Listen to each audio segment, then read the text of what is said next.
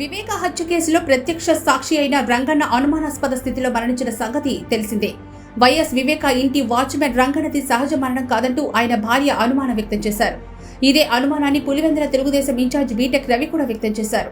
అంతేకాకుండా వైఎస్ వివేక హత్య కేసులో సాక్షులు వరుసగా అనుమానాస్పద స్థితిలో మరణించడంపై లోతైన దర్యాప్తు చేయాలని ఆయన ప్రభుత్వాన్ని కోరారు. ఈ నేపథ్యంలోనే పోలీసులు రంగన్న మృతదేహానికి రీపోస్టుమార్టం నిర్వహించారు. తిరుపతి, మంగళగిరి ఫోరెన్సిక్ నిపుణులు కూడా ఈ రీపోస్టుమార్టం నిర్వహణలో పాల్గొన్నారు. రంగన్న శరీరంపై గాయాలు ఏవైనా ఉన్నాయా అనే అంశాన్ని పరిశీలిస్తున్నారు.